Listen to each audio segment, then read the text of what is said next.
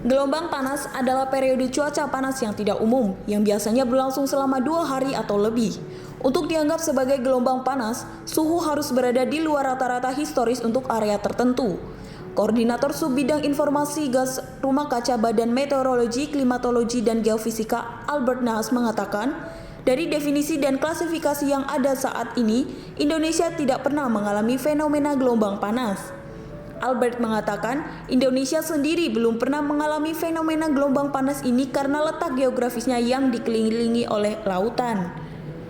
Gelombang panas umumnya terjadi berkaitan dengan berkembangnya pola cuaca sistem tekanan atmosfer tinggi di suatu area secara persisten dalam beberapa hari. Dalam sistem tekanan tinggi tersebut, terjadi pergerakan udara dari atmosfer bagian atas menuju permukaan sehingga termapatkan dan suhunya meningkat. Pusat tekanan atmosfer tinggi ini menyulitkan aliran udara dari daerah lain masuk ke area tersebut. Semakin lama sistem tekanan tinggi ini berkembang di suatu area, semakin meningkat panas di area tersebut dan semakin sulit awan tumbuh di wilayah tersebut.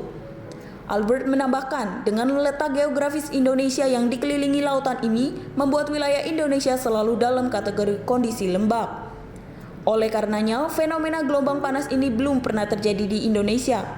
Seperti yang diketahui, air yang ada di permukaan bumi memiliki jumlah yang tetap. Pasalnya, air selalu bergerak dalam suatu lingkaran peredaran yang disebut siklus hidrologi atau siklus air.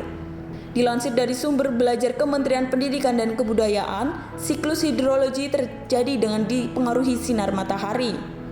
Matahari memanfaatkan energi panas permukaan bumi, kemudian terjadi penguapan air dari sungai, danau, rawa, dan lautan.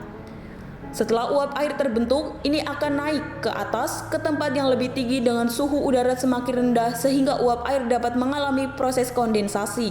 Proses kondensasi mengubah uap air menjadi kumpulan titik-titik air yang jatuh di permukaan bumi sebagai hujan. Selain itu, gelombang panas hanya terjadi pada wilayah yang terletak pada lintang menengah dan tinggi, sehingga tidak mungkin terjadi di wilayah Indonesia yang terletak di wilayah ekuator, terutama daerah Eropa. Dengan begitu, gelombang panas tidak akan pernah terjadi di Indonesia. Fenomena panas yang bisa saja terjadi adalah panas ekstrim saja.